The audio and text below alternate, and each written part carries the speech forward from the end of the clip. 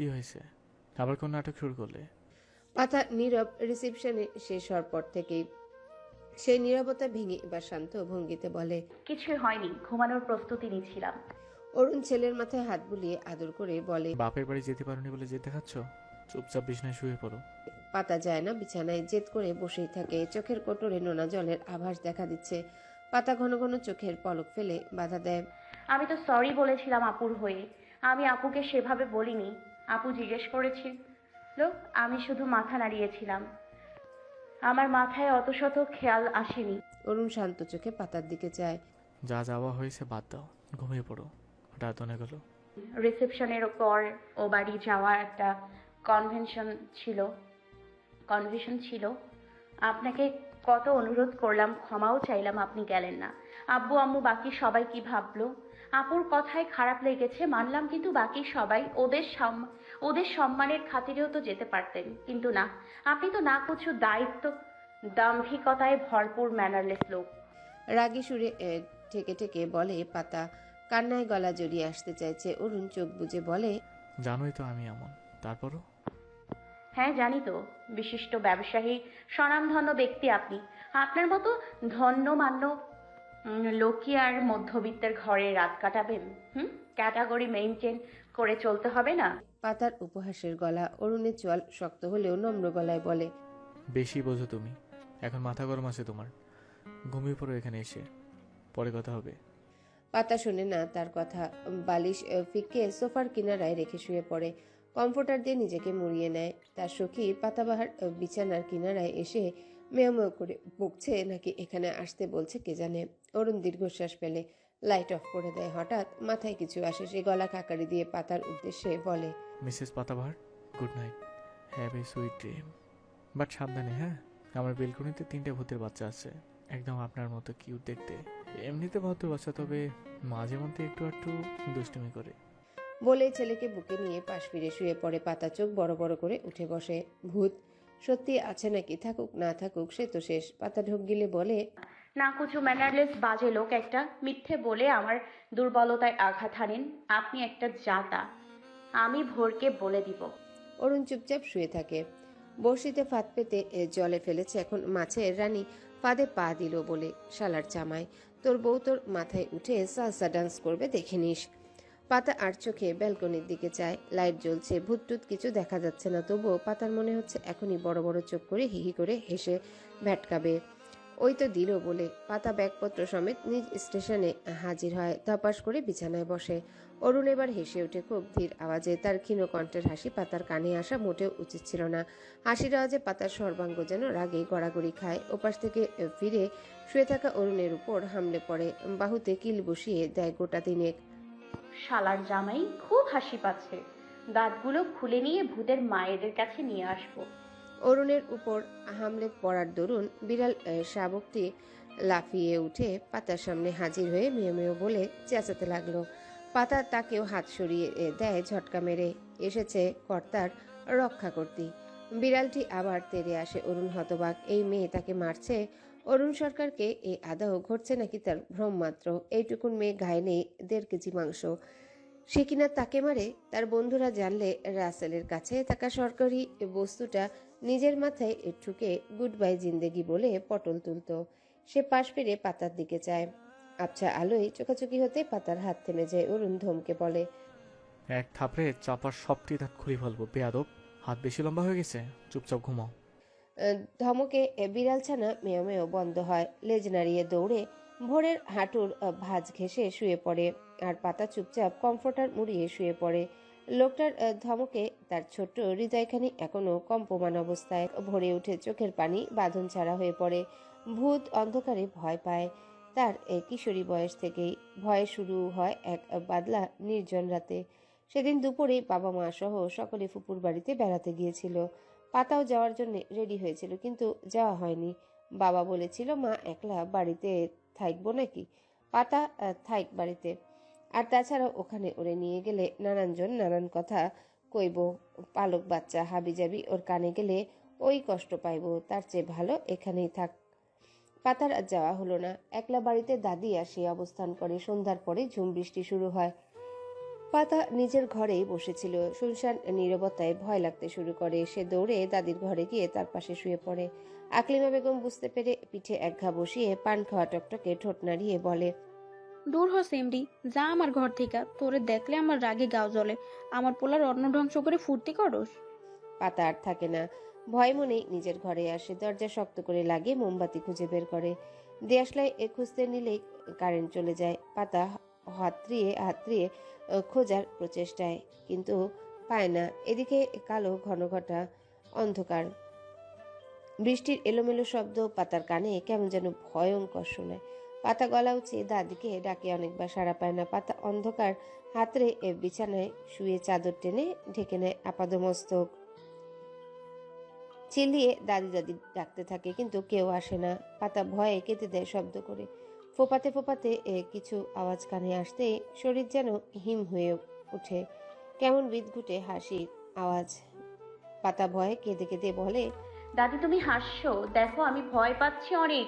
দাদি কথা বলছো না কেন? হাসি থেমে যায় হঠাৎ করে। কিছু পল নীরবতা ভেঙে আবারও ক্রন্দনরত সুর ভেসে আসে, সাথে ঠক ঠক ভুতুরে আওয়াজ। পাতা চিল্লিয়ে কাঁদে। দাদি আসে না।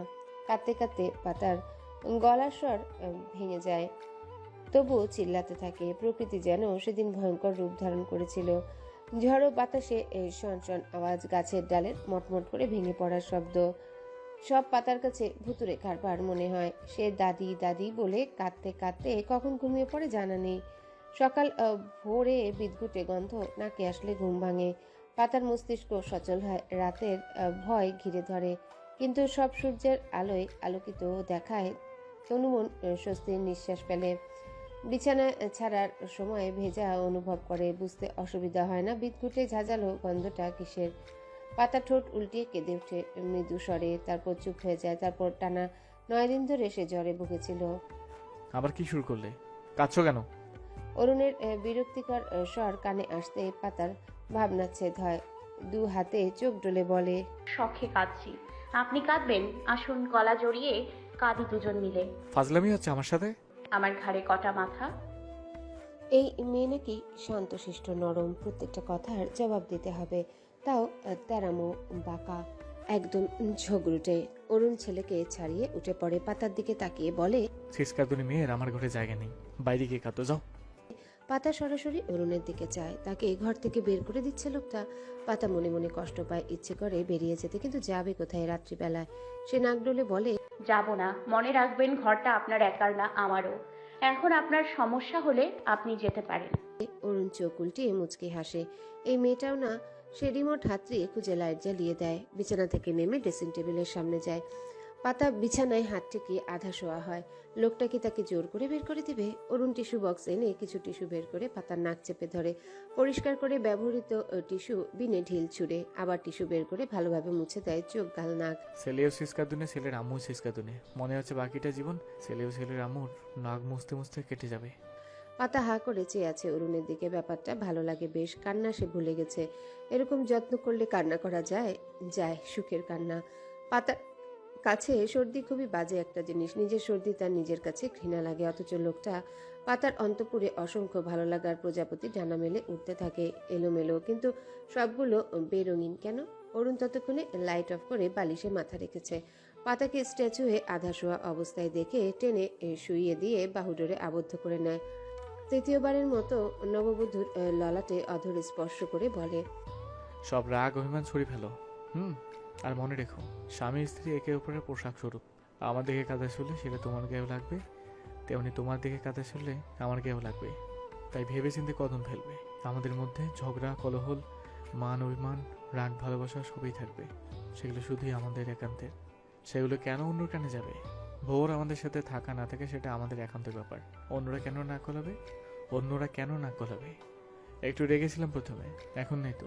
তুমিও রেগে থেকো না, ঘুমাও। পাতার অন্তঃপুরে ডানা মেলে উঠতে থাকা রং বেরং প্রজাপতিগুলোর মধ্যে রামধনুর রঙে রঙিন হয়। মনের খুশিতে উড়ে আনন্দ প্রকাশ করতে থাকে। পাতা অরুণের কোটি সংযোগে হাত গলিয়ে দিয়ে উন্মুক্ত পিঠ আঁকড়ে ধরে। বুকে মাথা গুজে পরম আরামে চোখ বুজে। তীব্র পুরুষালী গন্ধ নাক টেনে নেয়। হাতের বাঁধন আর একটু শক্ত হয়। 25 বছরের জীবনে কারো উপরে মান অভিমান করেছিল কি? এত এত নাটকীয়তা ঘেরা জীবনে সকলের নিষ্ঠুর কঠোর অবদান পাতা খুব অল্প সংখ্যক মানবীর উপরে মান অভিমান করেছে, তবে কখনো মুখ ফুটিয়ে বলেনি, আর না কোনো প্রকার আচরণে বুঝিয়েছে যে সে অভিমান করেছে তার উপর।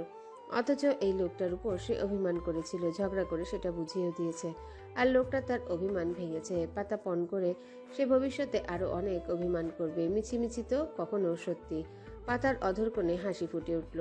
তার লজ্জা পাচ্ছে না এমন না, তার লজ্জাও লাগছে বেশ, তবে তার থেকে একটু বেশি ভালো লাগছে।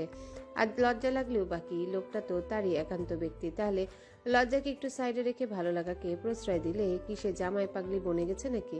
অরুণ পাতার চুপ করে যাওয়া দেখে চোখে হাসে। মেয়েটাও তার কলিজার মতোই আদর ভালোবাসার কাঙালিনী, একটু আদর করে বুকে টেনে নিয়েছে, ব্যাস।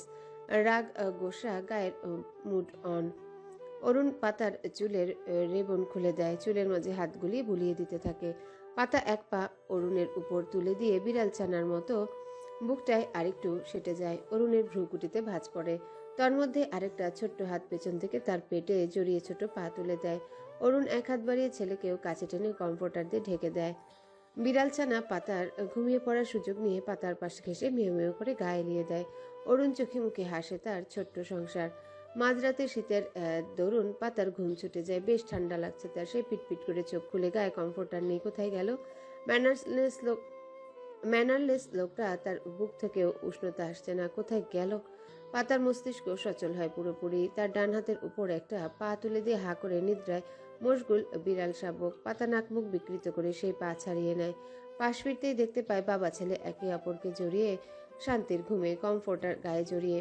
পাতার মুখটা মলিন হয়ে আসে, বুকটাতে সে ছিল তো। ভোরকে কখন জড়িয়ে নিল? সেই ঘুমিয়ে পড়তেই হয়তো লোকটা তাকে সরিয়ে ভোরকে নিয়েছে। পাতার মনটা খানিকটা বিষিয়ে উঠে যেন। লোকটাকে সবসময় ভোরের সাথে ভাগ করে নিতে হবে। ভাগ করে কি? লোকটা তো সরাসরি বলেই দিয়েছে পার্থিব জীবনে সবার আগে ভোর, বাকি সবাই পরে। সবার ভিড়ে পাতা কি আছে? আছে হয়তো বা কোনো এক কোণে। পাতা তার দ্রোহী ভাবনাকে নিয়ন্ত্রণে আনে। এসব ভাবনা মাথায় আনলে ভোরের প্রতি তার মনটা বিষিয়ে উঠবে হয়তোবা। আর পাতা এটা কখনোই চায় না। সেদিন রাতে গাড়ির ভেতরে ভোরের আম্মু ডাকার মর্যাদা রাখবে সে। মায়ের আদর ভালোবাসা কাঙাল। ছোট্ট ভোরকে সে সাধ্যমতো আদর ভালোবাসায় ভরিয়ে তুলবে ইনশাল্লাহ। আর স্বামী নামক লোকটাকে আগলে সারাটা জীবন যেন কাটিয়ে দিতে পারে সাধ্যমতো, সেই চেষ্টাতেও ত্রুটি রাখবে না ইনশাল্লাহ। পাতা নিজেকে খুব ভালোভাবেই চেনে। সে লোকটার উপর ক্ষণে ক্ষণে দুর্বল হচ্ছে। সেই দুর্বলতা কোথায় গিয়ে পড়ে দেখা যাক। মেঘলা আকাশ, হালকা বাতাসে পরিবেশ শীতলতম। লাবণী একটা টি টেবিলে চায়ের ট্রে রেখে স্বামী ছেলেকে উদ্দেশ্য করে বলে, বাড়িটা কেমন ফাঁকা ফাঁকা লাগছে তাই না? কেমন গুমট ভাব এসে গেছে। লতাটাও ছেলে মেয়ে নিয়ে চলে গেল, পাতা তো তার সংসারে। আতিকুর ইসলাম সায় জানালো, ঠিক বলেছো। পাতাটার কথা মনে পড়ছে বেশ। বিদায়ের 6 দিন হয়ে গেছে, মনে হচ্ছে কতদিন হলো দেখি না। বুকটাও ফাঁকা ফাঁকা লাগছে। বাড়িতে থাকলে পিছু পিছু ঘুরঘুর করত, কিন্তু কিছু বলতো না। কত বকতাম তবু আম্মু আম্মু বলে মিনমিন করত। তবে আপনি বাসায় এলে ও ঘরে থেকেই বের হতো না তেমন। আতিকুর ইসলাম স্ত্রীর দিকে চায়। তারও কিছুটা মনে পড়ছে মেয়েটার কথা। কেমন আছে সে? লুকমান চায়ের কাপে চুমুক দিয়ে বলে, রত্ন কাছে থাকতে তো কদর করনি, তাহলে এখন দূরে পাঠিয়ে কেন আফসোস করছো? যতদিন তোমাদের কাছে ছিল দূর ছাই না করলেও বুকেও টেনে নাওনি ভালোভাবে। লতার মতো পাতারও যদি যত্ন নিতে। লাবণী আক্তারের মুখ মলিনতায় ছেয়ে যায়। ছেলের পাশে বসে যায়। অনুতাপে পোড়া মাতৃমন ছলছল করে ওঠে। ঠিক বলেছিস লোক, ভুলগুলো তো আমাদেরই। ভালো পাতাকেও বাসি, মেয়েকে ভালোবাসবো না? তবে হ্যাঁ, দূরে ছিল 15-16টা বছর। হয়তো জড়তার কারণেই ভালোভাবে বুকে নিতে পারিনি সেভাবে। সে জড়তা বোধ করেই কেটে যাচ্ছে মেয়েটা। বলেই কেঁদে ওঠেন তিনি। আতিকুর ইসলামের কঠোর মনটাও মলিন হয়ে যায় অনুতাপের রেশে। ইস, মেয়েটার সাথে যদি একটু পিতৃসুলভ আচরণ করত। লুবমান মাকে এক হাতে জড়িয়ে নিয়ে বলল,